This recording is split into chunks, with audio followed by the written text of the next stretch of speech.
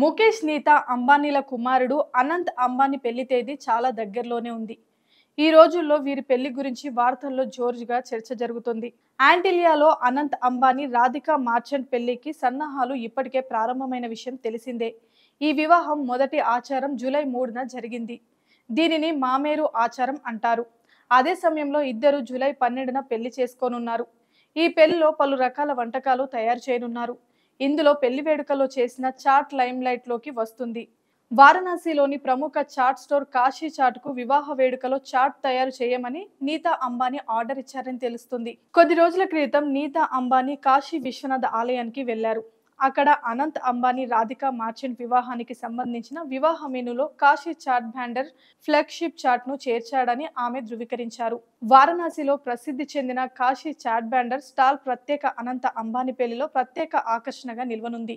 July 12న ముంబైలోని Bandra Kurla complex లోని Jio world convention centre లో గ్రాండ్ వెడ్డింగ్ వేడుక జరగనుంది. వారణాసిలోని ప్రసిద్ధి కాశీ చాట్ బ్యాండర్ యజమానులు ఈ కార్యక్రమానికి హాజరవుతారు. అక్కడ వారు తమ ప్రసిద్ధి వంటకాలను అతిథులకు వడ్డిస్తారు.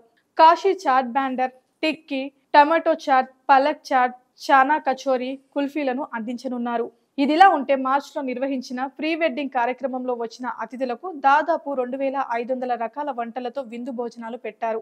అప్పుడే ఇన్ని రకాల వంటకాలతో భోజనాలు పెడితే పెళ్లికి ఇంకెన్ని రకాల వంటలు ఉంటాయో అన్న ఆసక్తి అందరిలో పెరుగుతుంది. ఇక్కడ చాట్ చాలా తక్కువ ధరలకు లభిస్తుంది. కాశీ చాట్ బ్యాండర్ యజమాని ఐష్ కెషేరీతో ప్రత్యేక చాట్ తయారు చేస్తాడు. అంతేకాకుండా రకరకాల చాట్లను అందిస్తానని చెప్పాడట. ఇక్కడ దాదాపు 10 రకాల చాట్లు తయారు చేస్తారు. వీటిలో అన్ని చాట్ల ధర దాదాపు 50 రూపాయలు. వారు చాలా పరిశుభ్రమైన పద్ధతిలో చాట్ తయారు చేస్తారు.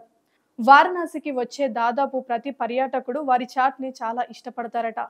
భారతీయ వంటకాలను తయారు చేయడానికి అనేక రకాల మసాలా దినుసులు ఉపయోగిస్తారు.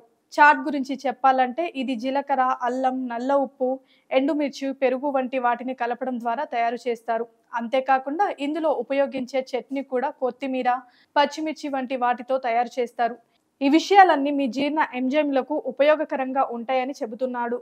దీంతో పేగు ఆరోగ్యం మెరుగుపడుతుంది. అయితే బయట భోజనం చేస్తుంటే కాస్త జాగ్రత్తగా ఉండాలి. వివిధ రకాల మూలికలతో చేసిన చాట్ తినడం వల్ల మీ జీర్ణశక్తి మెరుగుపడుతుంది. దహిపూరి, పొటాటో చాట్ వంటి వాటిని పరిమిత పరిణామంలో తినడానికి ప్రయత్నించండి. అదే సమయంలో మీరు మొలకలు లేదా ఆకులతో తయారు చేసిన చాట్ తింటుంటే పరిమిత పరిణామంలో మసాలా దినుసులు జోడించండి. ఇంకో విషయం ఏంటంటే ఈ చాట్లు ఇంట్లో తీసుకున్న దానికి బయట తీసుకునే దానికి చాలా తేడా ఉంటుంది. ఇంట్లో చేసుకుంటే ప్రయోజనాలు ఉంటాయి. బయట చాట్ వల్ల వివిధ రకాల అనారోగ్య సమస్యలు తలెత్తే ప్రమాదం ఉంటుందని గుర్తుంచుకోండి.